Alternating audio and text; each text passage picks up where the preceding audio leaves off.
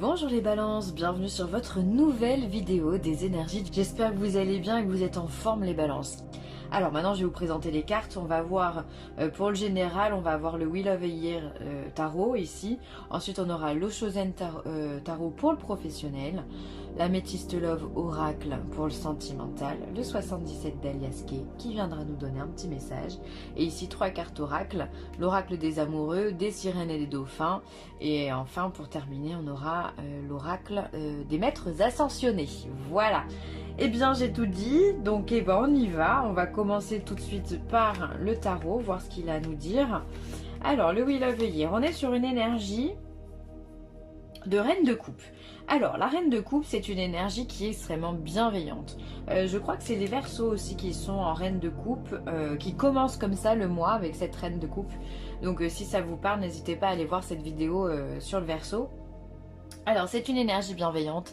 La reine de coupe c'est la maman, c'est celle qui fait du bien, c'est celle qui prend soin de son foyer, de ses enfants, la personne avec qui on peut discuter, avec qui on peut vraiment se confier, partager ses doutes. Et elle est là finalement pour réconforter, pour écouter, pour prendre vraiment soin des autres. C'est une femme qui est dans l'intuition, c'est vraiment les émotions, l'amour inconditionnel quoi, c'est la reine de coupe. On pourrait un peu la considérer comme la Vierge Marie, hein. Elle prend soin des autres et elle se met parfois peut-être un petit peu en retrait. Donc vous aussi les balances, vous allez commencer ce mois en endossant cette énergie de reine de coupe. Donc soit vous êtes mère de famille et vous allez prendre soin de vos enfants, soit vous allez prendre simplement soin des gens qui vous sont chers et vous allez vous allez être à leur côté, peut-être pour les consoler dans un moment difficile, ou en tous les cas vous allez être présent dans votre entourage. Ensuite, on a la carte du 7 de denier. Le 7 de denier, c'est une carte qui vient nous parler de patience. On voit cette femme ici qui est donc enceinte et qui attend en fait simplement, en se baladant dans la nature, simplement que les choses arrivent à leur terme. Elle prend son temps, elle prend le temps de vivre, elle est patiente. Elle prend le temps de regarder un fruit. Ça peut rappeler la méditation en pleine conscience où on prend le temps simplement de regarder, de se connecter à ce qu'il y a autour, au son, aux couleurs, à ce que l'on voit, prendre conscience de ce qui nous entoure, c'est très important. Donc vous allez être, j'ai l'impression, tout en sagesse, en tranquillité les balances. Comme si voilà, vous prenez du recul aussi sur la vie. Il y a pas de notion de précipitation, au contraire, il y a beaucoup d'intuition parce que là on est que sur des cartes féminines. Beaucoup d'intuition, peut-être qu'on attend que un projet arrive, fasse le grand jour, ou peut-être que voilà, vous savez que vous n'êtes pas tout à fait encore à maturité pour votre projet, et donc du coup vous attendez simplement que les choses, le petit déclic, que les choses soient fin prêtes, soient tout accordées en fait pour passer la vitesse supérieure. Mais je sens vraiment beaucoup de tranquillité.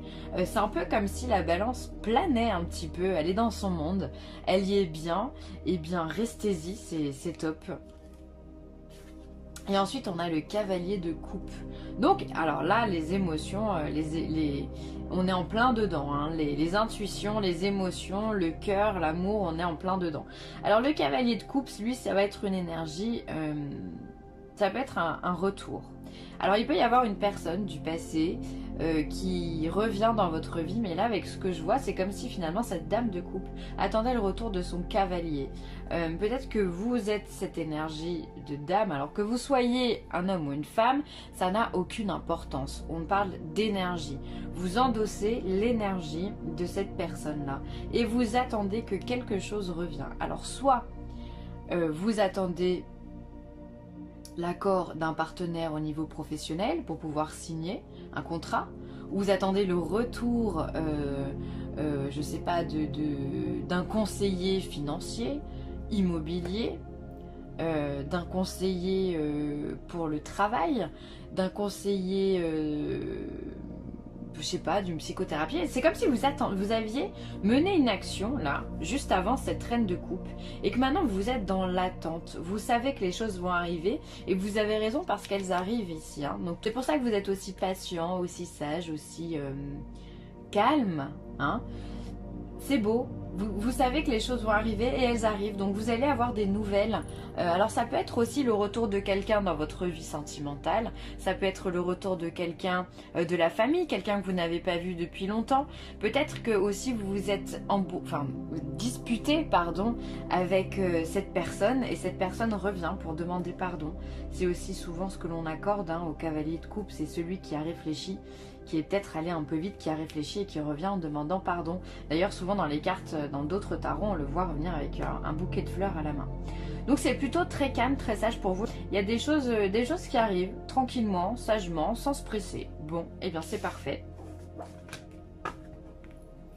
On va regarder le professionnel avec le Chosen. On vous parle de confiance. Alors peut-être qu'au travail, il faut travailler justement cette notion de confiance en vous, de confiance en vos capacités, en votre force de proposition, en vos aptitudes, simplement. Mais en tout cas, ou alors il faut prendre des risques. Ayez confiance en vous. Comme cette personne ici, là, qui saute dans le vide. Alors on ne sait pas où elle est. Enfin, on sait qu'elle est dans le vide puisqu'il n'y a rien en haut et en bas. Elle saute dans le vide, elle a confiance, elle n'a pas peur. Donc peut-être que vous aussi, vous devez adopter cette énergie-là de confiance au niveau du travail. Ensuite, on a la maturité, ok. Donc, encore une fois, cette notion de projet, ça me fait beaucoup penser à ce set de denier ici, où on attend que les choses arrivent à maturité, que le projet soit bon, que les feux soient au vert et qu'on vous dise ok c'est bon, tu peux y aller. Avant la maturité, c'est difficile. Peut-être que là, au niveau professionnel, justement, vous approchez à cette maturité. Alors ça peut être alors ça peut être une fin de carrière, pourquoi pas, si vous êtes bientôt à la retraite. Ça peut être que vous arrivez à l'aboutissement de votre carrière professionnelle, dans la mesure où peut-être que vous avez monté tous les échelons et que maintenant vous êtes prêt à endosser vraiment des responsabilités parce que vous avez confiance en vous, parce que vous avez montré qu'on pouvait vous faire confiance aussi. Vous avez fait un réel travail sur vous au niveau professionnel et du coup maintenant vous êtes mûr, vous êtes prêt. Et on a aussi la carte de la schizophrénie. Alors je sais pas ce qu'elle a cette carte, mais elle ressort dans beaucoup de signes.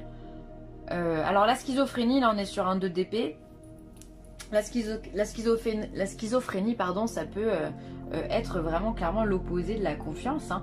Là ici on est dans les doutes, dans les peurs et puis aussi quelque part dans la folie. Il y a la prise de risque. Alors pour vous, je pense que c'est très positif puisque je pense que si vous êtes arrivé à maturité, maintenant, vous pouvez vous permettre de prendre des risques.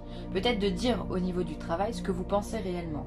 De dire, bah voilà, moi, je pense que là, on ne se dirige pas dans la bonne direction. Il faudrait mieux faire comme ça. Et maintenant, vu que les gens ont confiance en vous et que vous avez confiance en vous, les balances, c'est hyper important, on écoutera votre voix. Vous pouvez vous permettre, entre guillemets, de donner votre opinion, de vous imposer également parce que vous êtes arrivé à maturité.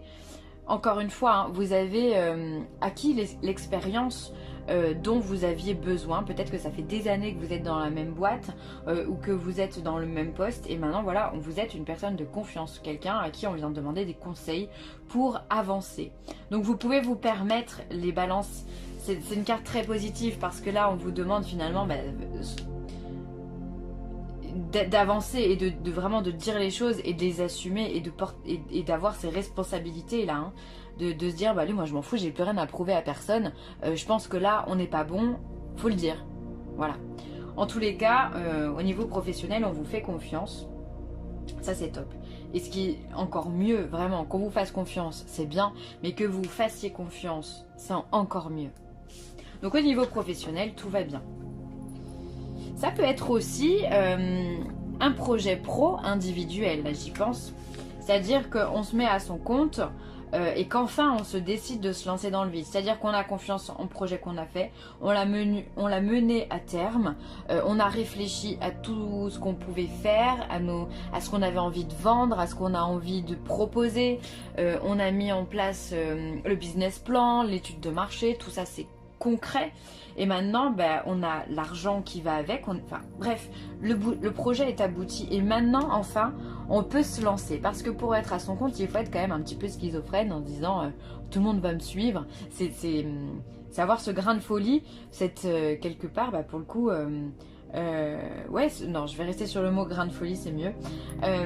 De se dire, allez, je me lance et on verra bien ce qui se passe. Et finalement, on saute dans le vide. Ça peut vraiment parler aussi, résonner dans ce sens-là, les balances, si vous êtes en train de monter votre projet. Hein. Donc là,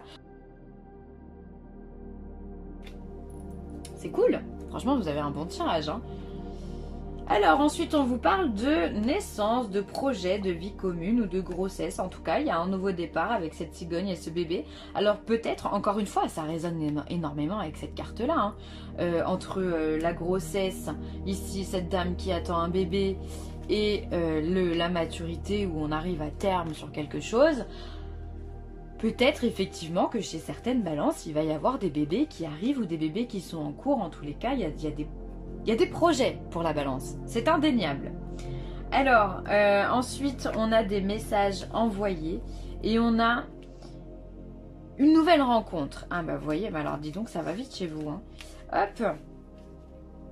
Alors, pour ceux qui sont célibataires, il y a de la nouvelle rencontre. Il y a des choses qui arrivent, il y a des choses qui se concrétisent. Ici, on a la durée de temps, hein, 3 mois. Alors peut-être que ça peut vraiment, ce tirage peut s'étaler au niveau sentimental sur un délai de 3 mois.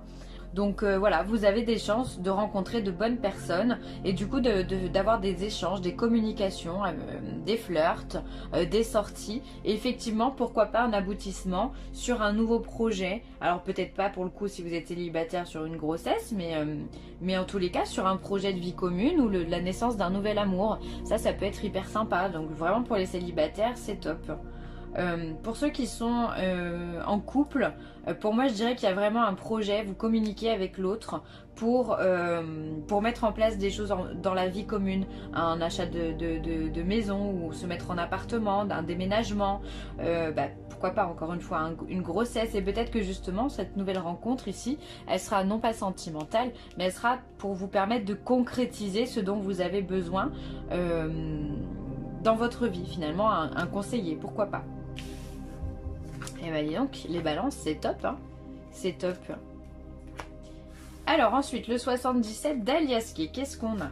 Alors, on a quand même de l'adversité. Est-ce que vous voyez bien les cartes? Parce que moi, je mets ça comme ça un petit peu à l'arrache. Hop. Alors, on a l'adversité, la bouche, le lien. Cette carte, c'est pareil, elle est sortie chez de nombreux signes. On a l'ego ici, hein, le mental. La carte de la nuit. On a des ruses et on a la carte 9 avec l'élévation mine de rien. Bon, alors dans ce tirage, il y a quand même des choses qui sont pas simples. Dans la mesure où il y a de l'adversité, le silence est bien qui est rompu. Alors peut-être que dans votre entourage, vous avez quelqu'un qui ne parle pas beaucoup, ou qui ne vous parle pas du tout d'ailleurs, que vous connaissez peut-être même pas, mais qui peut-être se fait un malin plaisir à parler dans votre dos, ou en tout cas à vous critiquer, à vous jalouser. Et là on voit qu'il y a des liens qui vont être coupés avec cette personne-là, ou peut-être que cette personne va s'éloigner de votre vie. J'ai l'impression qu'ici il y a des commérages et de la médisance, à vrai dire, par rapport peut-être à je sens vraiment de la jalousie au niveau de la balance. En même temps, quand tout va bien, ça attire forcément des gens qui sont jaloux.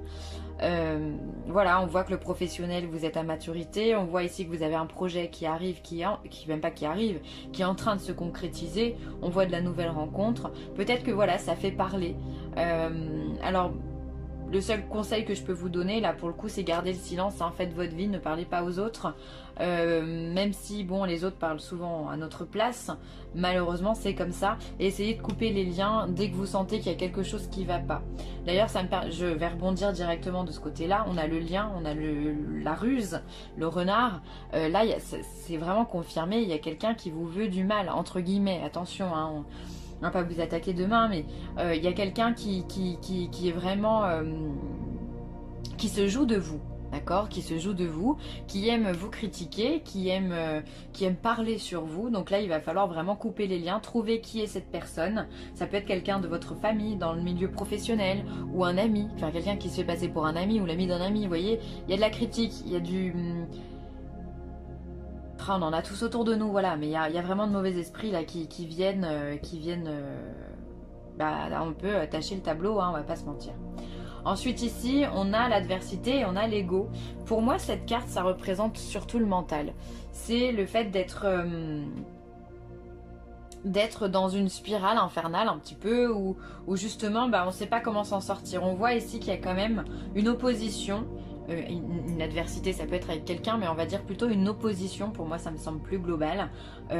Et cette opposition vient vous faire réfléchir. Donc il va y avoir quand même quelques difficulté quelque part qui va vous donner du fil à retordre pour trouver le bon chemin et surtout pour trouver la sortie, d'accord? Parce que là on sait pour le coup quand c'est qu'on rentre, mais là la sortie elle est quand même pas bien évidente, ok?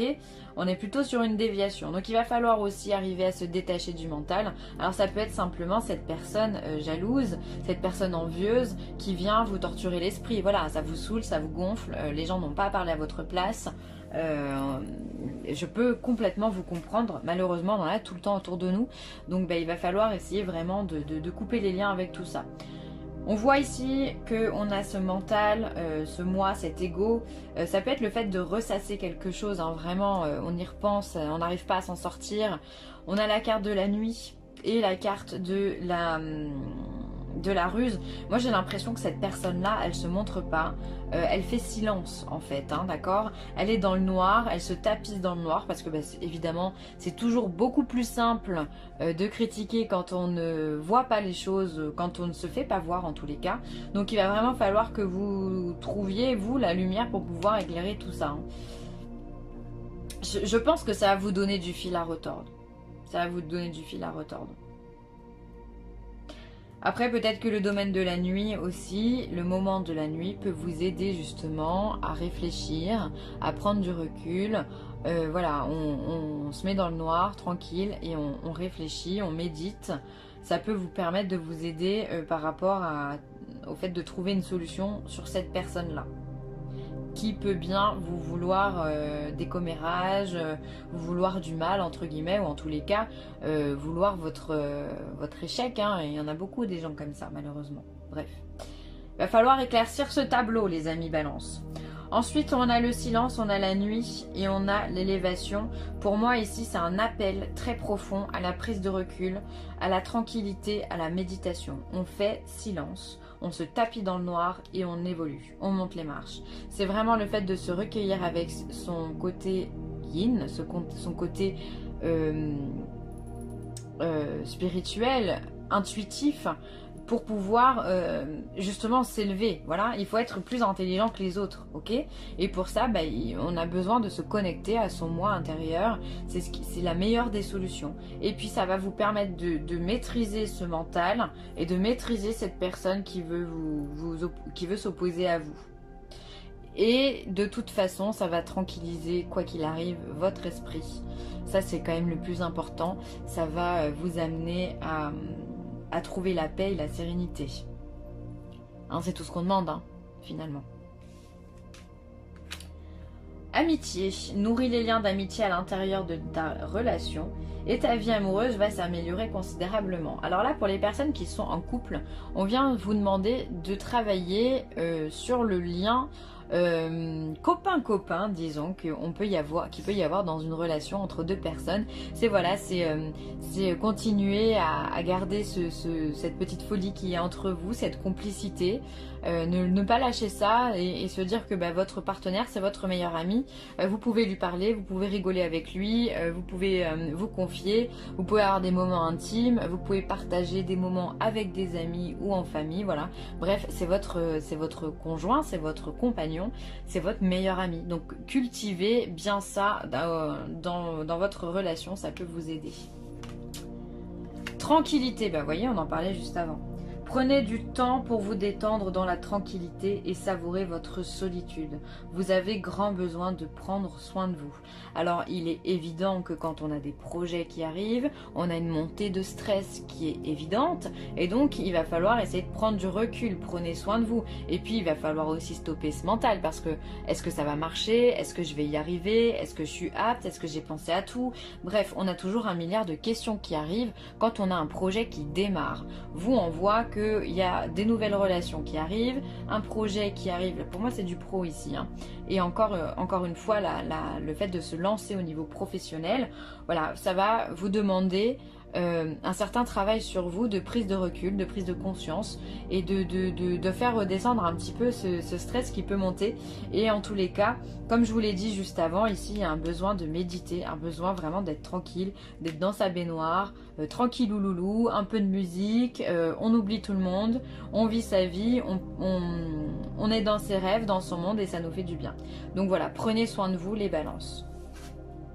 Et ensuite, équilibrer carrière et vie familiale.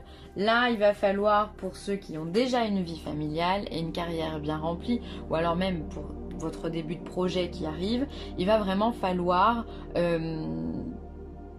savoir faire la part des choses en fait, hein, 50-50 dans le domaine, ne pas trop déborder sur la carrière et ne pas trop déborder sur la vie familiale. Il va falloir, comme si vous marchiez sur un fil, être en équilibre entre les deux pour que tout se passe bien dans le meilleur des mondes et que tout le monde soit satisfait autour de vous et que vous aussi, par conséquent, vous soyez heureux.